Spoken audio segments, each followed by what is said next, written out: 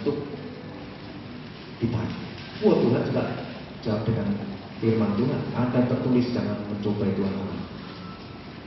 Terus setan nggak berhenti juga, ada tertulis semuanya akan kuberikan kepadamu dan segala kemegahannya, segala sujud menyembah kepada dan Tuhan tanggung lagi dengan firman dan kuasa. Jadi anak-anak Tuhan itu wajib belajar firman dan mengerti lebih dalam, karena setan bisa menabur kebenaran-kebenaran palsu di dalam setiap diri anak-anak Tuhan. Dan itu yang bisa menjadi friksi di dalam tubuh Kristus. Firman-Nya sama, tapi bisa dipakai untuk perpecahan. Ini tanda-tanda akhir zaman ini, setan bekerja makin dahsyat, Bapak Ibu. Makanya harus Bapak Ibu harus rajin dalam saat teduh. Doa peperangan itu harus selalu ada. Minta tutup bungkus kuasa darah Yesus itu wajib setiap saat. Sebab peperangan kita bukan melawan darah dan daging. Keliru besar kalau kita malah marah sama anak kita, yang anak memberontak ke orang tua, suami istri saling marah-marahan. Karena Tuhan ingatkan peperangan itu bukan melawan darah dan daging, tapi melawan penghulu-penghulu kita, setan-setan. Itu yang terus membelenggu dan merasuki pikirannya. Pengennya nggak marah, tapi tiba-tiba marah. Dan kalau kita responi, tiba-tiba tangan yang nggak pernah muncul, tiba-tiba muncul. Terus diresponi yang makin tambah semua. Ya, itu cara kerja iblis, mencuri, membunuh dan membinasakan. Targetnya seperti itu, Bapak Ibu. Nah, sekarang kita belajar.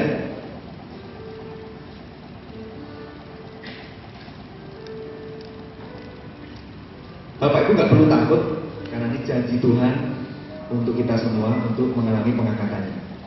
Kita nggak perlu takut, kenapa? Karena kita kalau sudah yakin termasuk orang percaya pilihannya, pasti kita akan mengalami janji Tuhan akan pengangkatannya itu. Siapakah orang percaya pilihannya, Bapak Ibu? Nah, ini Bapak Ibu boleh catat. Karena saya nggak pakai PowerPoint. Orang percaya pilihannya adalah mereka yang sudah tahu. Yang pertama, keselamatan sudah ada di dalam dirinya. Ciri orang percaya pilihannya. Berarti ada orang percaya yang tidak dipilih, artinya ya ditinggal sama Tuhan.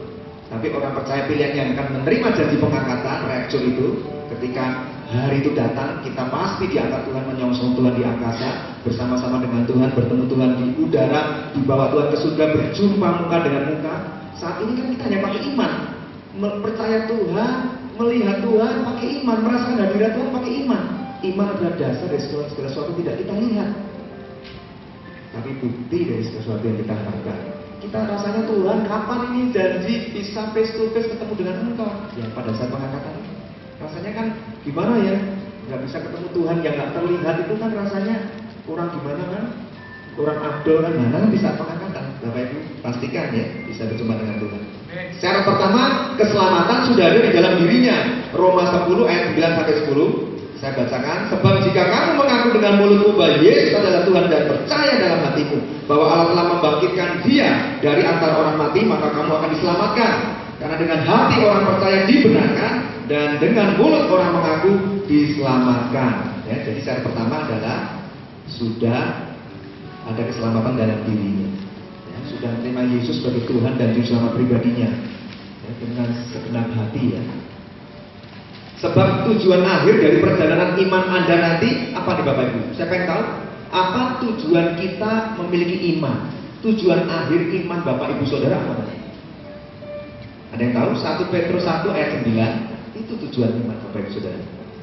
Karena kamu telah mencapai tujuan imanmu, yaitu multimedia sudah ditongolkan, keselamatan jiwa.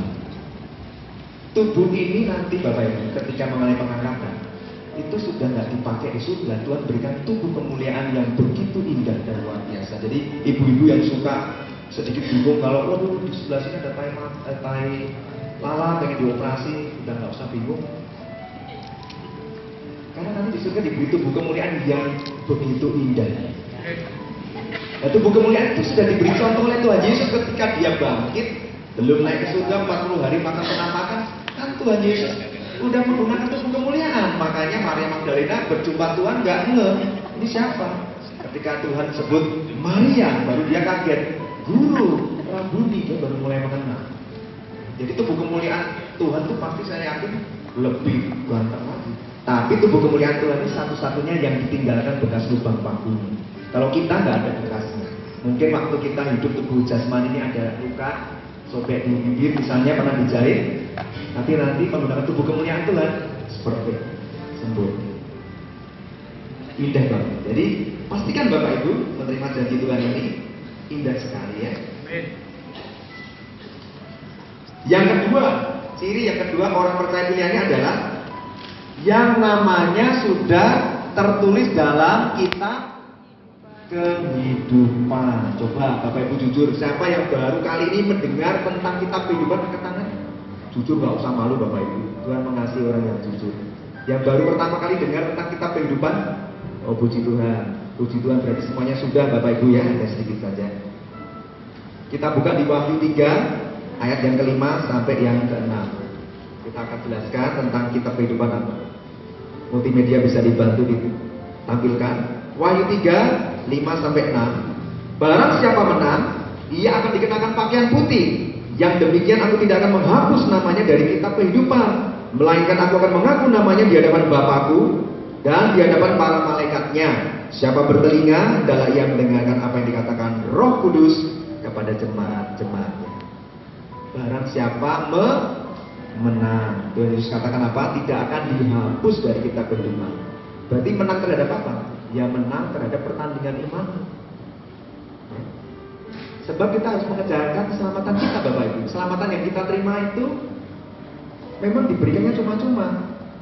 Bukan dengan emas, perak, dan permata, tapi dengan darah Yesus yang mahal. Tapi bukan berarti terus kita terima dan kita menjadi anak-anak Tuhan yang egois, kita simpan. Tuhan katakan apa? Kerjakan keselamatanmu,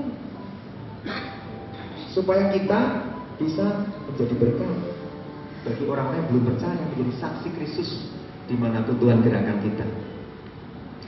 Nah, Tuhan katakan apa? Kalau menang tidak akan dihapus, Bapak. Ini menang bukan hanya pertandingan iman ya. Kita ditemukan setia, tidak bercacat celah. Ya.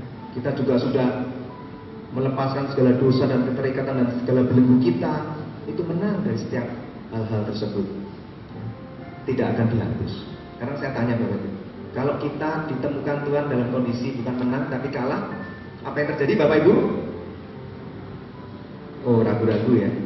Oke, ini firman yang berbicara ya. Kita pakai logika yang sederhana aja. Barang siapa menang, ia akan dikenakan pakaian putih alias pakaian kekudusan. Ya. Yang demikian, aku Yesus tidak akan menghapus namanya dari kitab kehidupan. Kalau menang tidak dihapus. Kalau kalah Bapak Ibu, oh masih ragu. Saya ulangi. Kalau anak-anak kecil itu lebih polos dan lebih yakin gitu ya. Kalau kita logikanya lebih kuat ini ya. Barang siapa menang tidak akan dihapus dari kitab kehidupan. Kalau kalah, bagaimana Bapak Ibu?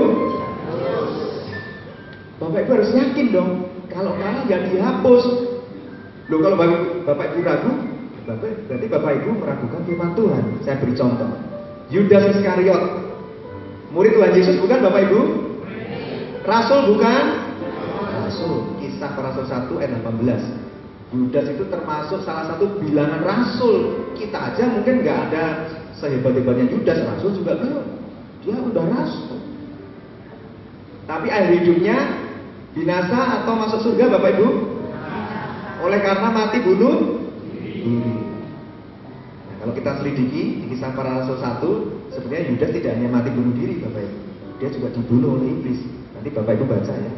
Itu dia jatuh tertelungkup dan isi perutnya keluar semua.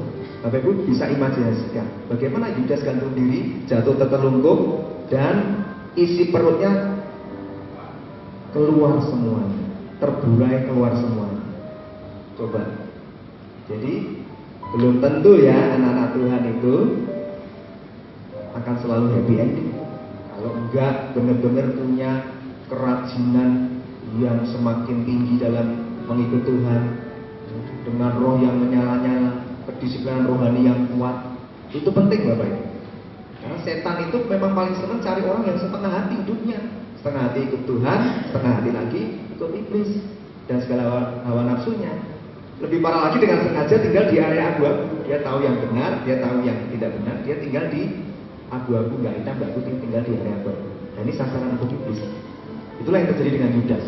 Karena dia dosanya dimulai dari akar cinta uang. Jadi bendahara yang tidak jujur, suka korupsi, suka nilepin uang-uang persembahan. Ya, Bapak Ibu pelajari tentang Yudas sekali. Ya. Dari dosa yang seperti itu, nggak ditegur, nggak mau bertobat. Yesus sudah menegur berkali-kali, dia mengeraskan hati, akhirnya kerasukan setan ketika di perjamuan malam terakhir bersama Tuhan.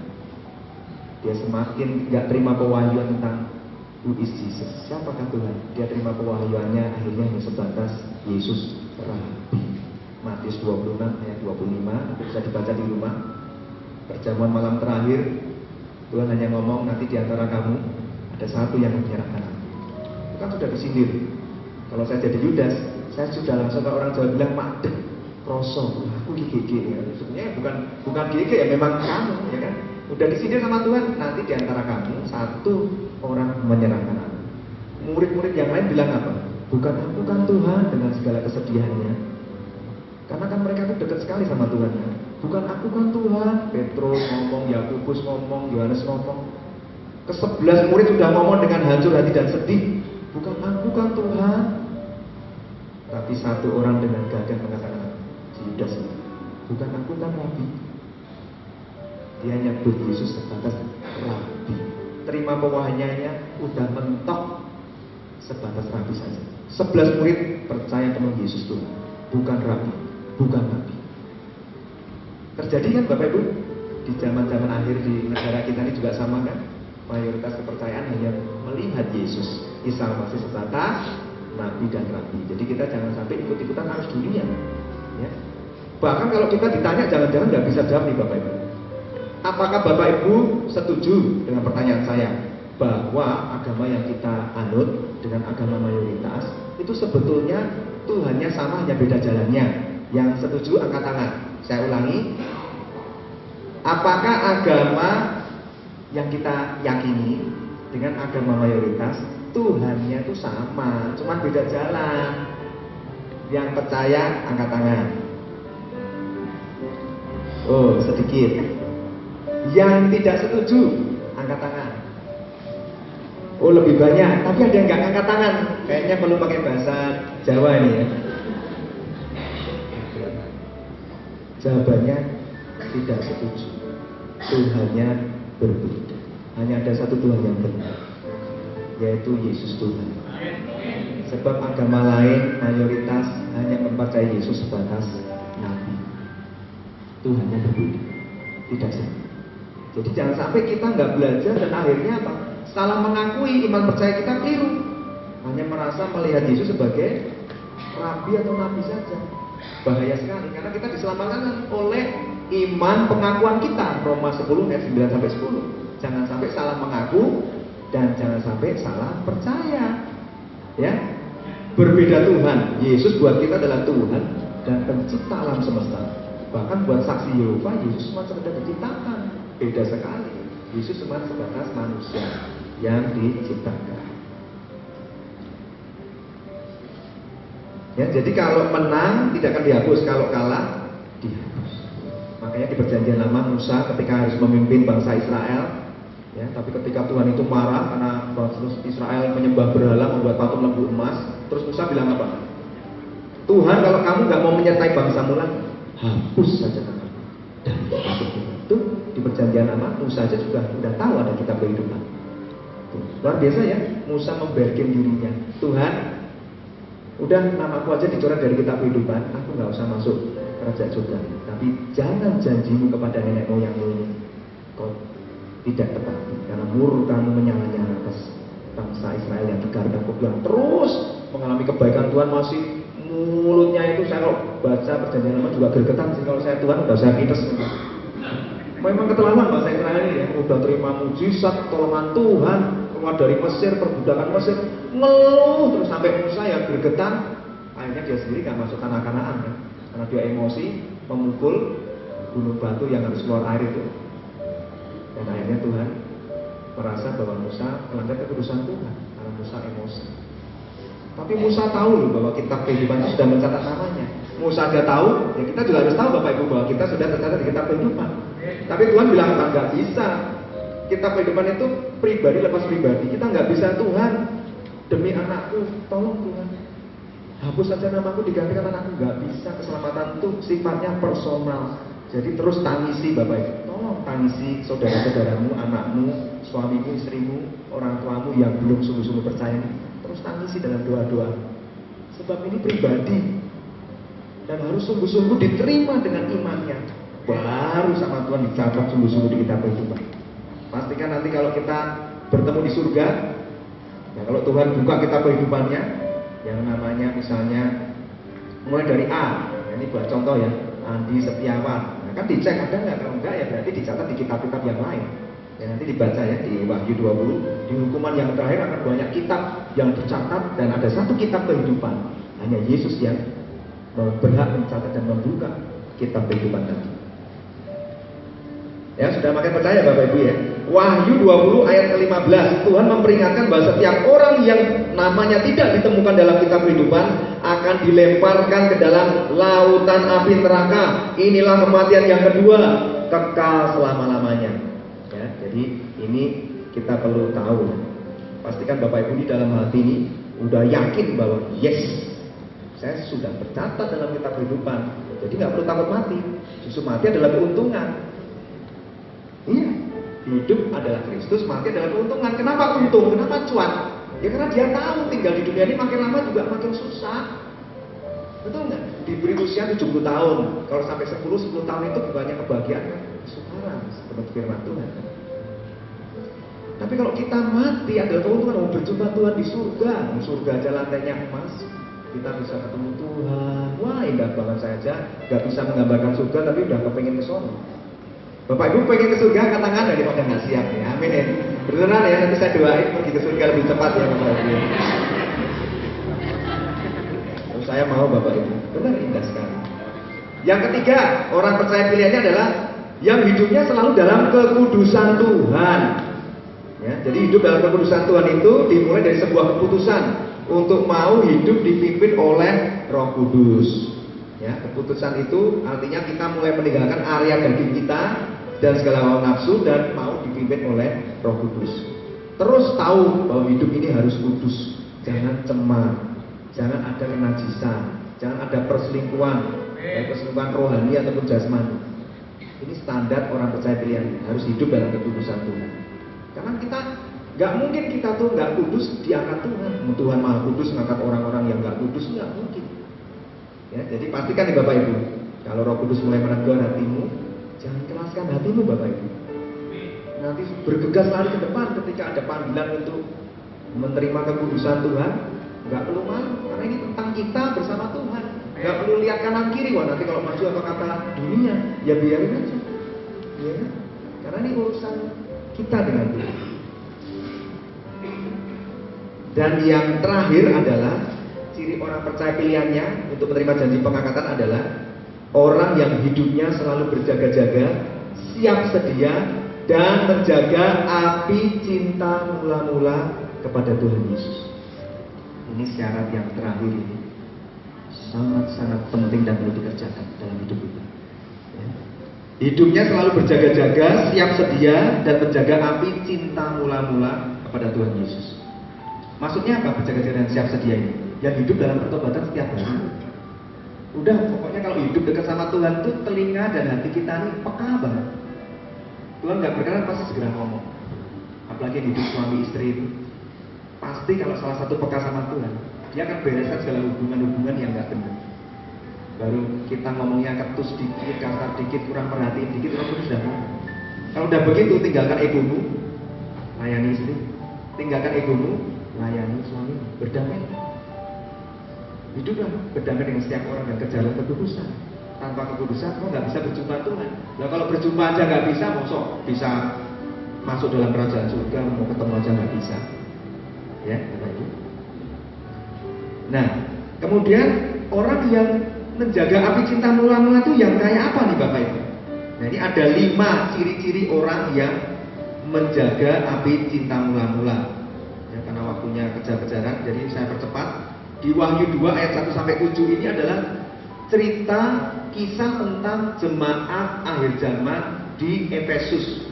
Ya, ada tujuh tipe jemaat akhir zaman, yaitu jemaat Efesus adalah jemaat yang kehilangan cinta mula-mula.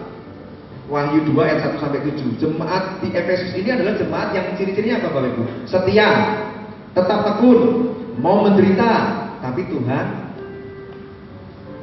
nggak berkenan sama jemaat di tipe di Efesus ini. Kenapa? Karena sudah kehilangan cinta mesra dengan Tuhan Yesus. Vitalitas rohani karena cinta kepada Tuhan telah berubah menjadi roh agamawi, menjadi tradisi dan sekedar rutinitas belaka. Kita hadir ibadah, tapi kita nggak rindu untuk merasakan kasih dan kuasa. Makanya kok Paulus mengatakan, engkau beribadah tapi engkau memungkiri kekuatannya. Nah, kita harus mengalami reformasi. Izinkan Roh Kudus bekerja, melawat setiap hati jemaat di tempat ini, supaya api kebangunan rohani yang sudah menyala semakin menyala lebar, semakin menyala besar. Karena setiap api-api yang dikumpulkan jadi satu ini makin menjadikan kobaran api Roh Kudus di gerejanya makin berkobar makin besar. Karena setiap orang menyerahkan hati pada Tuhan. Amin, Bapak Ibu. Nah, 5 gejala hati ini adalah, Bapak Ibu bisa catat, 5 gejala hati anak-anak Tuhan yang mulai kehilangan api cinta mula-mula. Pertama, menurunnya saat teduh pribadimu dengan Tuhan Yesus. Nah, coba dicek. Apakah engkau mencintai Tuhan Yesus hari ini masih sama seperti dahulu engkau mencintainya? Dulu kalau waktu punya pengalaman lahir baru, habis ikut retret menggebu-gebu. Tapi sekarang apakah masih cintamu sama Tuhan dalam saat teduh pribadimu masih sama kualitasnya? Dulu meluangkan waktu berjam-jam. Saya baca cover belakangnya buku My Secret Place dari Ibu Sarah aja, saya kagum, luar biasa. Ibu bisa menulis buku itu, pasti dia mengalami meluangkan waktu berjam-jam bersama Tuhan, mencari hadiratnya, mengejar kehendaknya. Nah, itu semakin bertambah atau semakin menurun dalam hidup Bapak Ibu? Atau jangan-jangan sudah nggak ada lagi saat teduh pribadi? Apakah Bapak Ibu sudah menganggap saat teduh nggak penting lagi dalam hidupmu? Mau doa aja udah ngantuk, baca firman makin ngantuk. Lebih parah lagi kalau ditanya orang, kamu kalau susah tidur baca firman, wah malah kita dijadiin tombol ngantuk, bayangin. Makin parah itu. Yang kedua, ciri kedua, orang yang kehilangan cinta mula-mula gejalanya, menurunnya kepuasan pribadimu di dalam Tuhan Yesus. Apakah Yesus tetap menjadi sumber sukacitamu? Apakah Yesus sudah menurun nilainya di matamu? Kalau baru terima berkat aja bersukacita. Tapi ketika kita mendapatkan hari malapetaka, di mana di kitab Pengkhotbah dikatakan hari muncul hari malam yang Tuhan yang ciptakan. Tapi ketika kita dalam hari yang kesusahan, mulut kita susah untuk bersukacita. Nah, Tuhan katakan, apakah kepuasan pribadimu di dalam aku hanya ketika engkau merasakan berkat-Ku? Ketika engkau dalam keadaan susah, pastikan engkau keluar dari mulutmu dan mengatakan, bersyukur Yesus engkau baik. Aku percaya Tuhan, walaupun aku belum melihat jalan keluar atas permasalahan hidupku, tapi aku percaya. Amin, Bapak Ibu. Yang ketiga, cirinya menurunnya gairah untuk perkara-perkara rohani. Apa itu? Menurunnya beban bagi jiwa-jiwa yang terhilang. Wah, dulu kalau dijemput Bu Broto, ini contoh aja ya. Bu Broto kalau udah menjemput Bu Ajeng misalnya, udah semangat, ayo kita mau jenguk itu loh. Ibu itu katanya sakit, semangat. Sekarang udah visitasi untuk beban jiwa yang terhilang, udahlah kamu aja deh. Aku udah tua. Banyak rasanya yang ini, yang itu. Ingat Bapak Ibu, Tuhan nggak melihat usiamu. Yang Tuhan lihat adalah gairah. Kalau kau masih sehat, masih bisa jalan, bergerak bagi jiwa-jiwa itu. Menginjil, bersaksi, kunjungi orang yang sakit, doakan. Kalau nggak bisa, bawa aja temennya, bawa ke healing ministry, yang didoakan oleh para konselor. Jadi jangan sampai beban terhadap jiwa-jiwa ini menurun. Menurunnya beban bagi kebangunan rohani dan visitasi Roh Kudus. Dulu yang namanya KKR itu paling dirindukan, sebulan sekali menjadi sebuah program yang wajib untuk penjangkauan jiwa-jiwa. KKR mujizat kesembuhan ilahi, mujizat pemulihan ekonomi, ya, apalagi itu jadi program yang rutin untuk menarik jiwa-jiwa datang kepada Tuhan untuk memenuhi kursi-kursi yang kosong, Bapak Ibu. Ya, gereja ini sudah menyiapkan 600 kapasitas kursi, masih ada kursi-kursi yang kosong. Siapa yang bisa mengisi? Bapak Ibu. Nggak bisa beban diberikan kepada Bapak Gembala. Kita yang harus menangisi kursi-kursi kosong nih Bapak Ibu. Sebab air mata kita yang kita teteskan buat setiap jiwa-jiwa itu menggetarkan surga Bapak. Mau tahu rahasia kuasa dan urapan seorang hamba Tuhan itu dari mana datangnya? Dari doa dan air matanya. Bapak Ibu pernah nggak mendoakan seseorang sampai benar-benar bisa menangis? Nggak rela orang itu binasa. Itu yang dicari Tuhan. Orang-orang yang mampu mendoakan Tuhan. Aku rindu. Tanggaku belum percaya Engkau Tuhan. Pakai aku Tuhan. Kau bisa pakai aku Tuhan. Doakan terus sampai Tuhan bukakan jalan. Akhirnya dia mau datang beribadah bersama Bapak Ibu di konser. Amin. Apakah gairah Bapak Ibu untuk perkara-perkara di atas sudah mulai padam? Ciri yang keempat, menurunnya standar kekudusan. Hati-hati, tipe ini sering dilakukan dalam nama kedewasaan rohani. Apakah standar kekudusan yang tinggi sudah kehilangan arti bagi Bapak Ibu Saudara? Tidak ada duka cita yang mendalam ketika Anda kompromi dengan dosa dan melanggar kekudusan Tuhan. Perlu menjaga kekudusan Tuhan agar bisa menikmati kedekatan dengan Tuhan Yesus. Contohnya, ya kadang kita suka bilang gini, ya nggak apa-apa loh, sudah besar, nah, ini kan cuma seni ya. Padahal kita menonton yang semi, lihat gambar-gambar yang semi, kita merasa udahlah, kita kekudusan udah bisa memilah-milah, tapi Tuhan nggak bisa dibohongi. Dulu saya juga tipe orang seperti itu. Yang penting kan nggak vulgar, nonton yang semi aja, foto-foto yang nggak vulgar tapi yang semi-semi yang sur. Begitu saya tahu kebenaran ini, mata saya ini sudah saya kasih seperti mata kuda. Mau orang iming-iming, mending aku merem. Biar dibilang orang bego nggak apa-apa, mau dibilang orang fanatik nggak apa-apa. Mata saya buat Tuhan. Kalau dulu saya nikmati Bapak Ibu, betul. Tapi setelah saya tahu kebenaran ini, mataku buat Tuhan. Saya nggak mau cemar mata ini, walaupun cuma nggak vulgar ya, gambar-gambar yang bikin kita senang. Hati-hati, itu celah buat iblis masuk. Tuhan tahu kita sudah melakukan perzinahan di dalam hati kita melalui seni-seni yang iblis berbicara. Itu kan cuma seni, nggak apa-apa lah, bagus, tapi bohong. Ketika hati kita tahu dan tergerak, syahwat kita bergerak, kita juga sudah membohongi Tuhan. Jangan main-main Bapak Ibu. Daud jatuh dalam dosa juga cuma karena ngintip pertama. Betul ya Bapak Ibu? Enggak cuma ngintip orang mandi kan Daud. Jatuh dalam dosa. Suaminya disuruh maju berperang, ditaruh di barisan depan. Dan mati lah Uriah. Dosa yang luar biasa.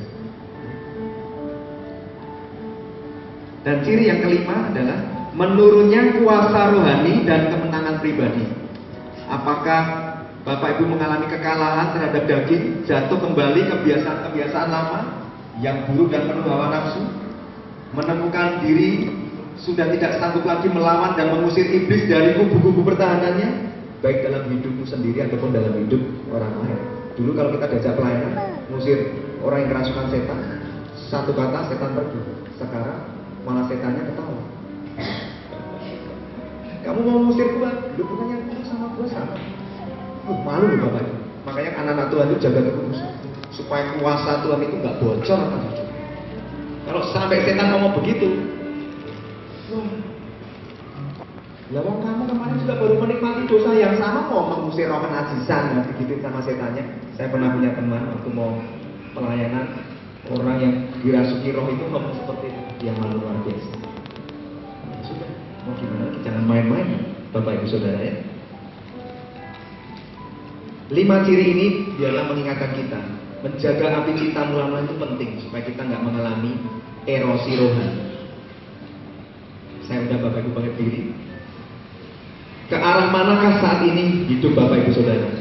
Apakah berjalan dari kemenangan kepada kemenangan, atau semakin hari terjerat dalam kekalahan, mengalami kemajuan atau kemunduran, berjalan ke arah surga atau berjalan ke arah neraka?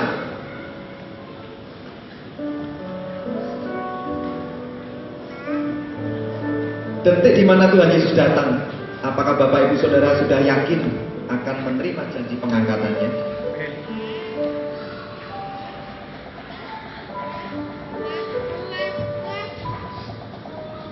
Tetapi orang-orang penakut, orang-orang yang tidak percaya, orang-orang keji, orang-orang pembunuh, orang-orang sundal, tukang-tukang sihir, penyembah-penyembah berhala, dan semua pendusta, mereka tidak akan mendapat bagian dalam kerajaan surga, melainkan mendapat bagian dalam lautan api yang menyala-nyala. Tapi kabar baiknya Bapak Ibu, Tuhan Yesus ada di tempat ini, amin. Dan Dia mencari domba-domba yang terhilang dan tersesat, yang mau apa? Yang mau mengakui segala dosa dan pelanggarannya di mata Tuhan. Gak perlu malu Bapak Ibu. Saya dulu juga bergegas maju ke depan. Saya tahu Tuhan sudah mengetuk pintu hati saya. Kalau saya tunda, saya gak yakin Tuhan akan kirim hamba Tuhan yang sama lagi untuk menegur dosa saya. Karena banyak hamba Tuhan yang kalau berkhotbah bisa bikin kita ketawa. Gak kayak saya, bikin tegang. Tapi ketika Bapak Ibu tegang, Bapak Ibu sudah terima janji kemenangan. Amin. Kalau cuma cari hamba Tuhan yang bisa menyampaikan kata-kata motivasi, yang menghibur, tertawa, banyak Bapak Ibu. Tapi buat apa? Kalau itu hanya menidurkan iman kita, menggelapkan mata batin kita untuk bisa bertobat dan menerima kebenaran. Inilah waktunya Bapak Ibu. Kita responi. Roh Kudus memanggilmu untuk kembali masuk dalam hadirat, masuk dalam tata kekudusannya. Kalau Bapak Ibu rindu, Bapak Ibu bisa dikuduskan kembali. Ambil komitmen sungguh-sungguh untuk meninggalkan segala dosa dan pelanggaran dan tinggalkan segala pencetus dosa. Apapun itu, Dia ahlinya Bapak Ibu. Manusia tidak bisa melepaskan segala dosa dan penipuan. Hanya Yesus yang sanggup. Semuanya sudah ditanggung di kayu salib Bapak Ibu. 2000 tahun yang lalu, Yesus sudah ditanggung. Adam dan Hawa jatuh dalam dosa. Kita juga sudah jatuh dalam dosa. Dia sudah tanggung sejak 2000 tahun yang lalu. Ini saatnya Bapak Ibu, gilirannya saat ini untuk Bapak Ibu mau meresponi karya salibnya, karya pengampunannya. Amin Bapak Ibu. Mari kita pejamkan mata dan angkat tanganmu Bapak Ibu di hadiratnya. Kita menyanyikan lagu Betapa Besar Kasih.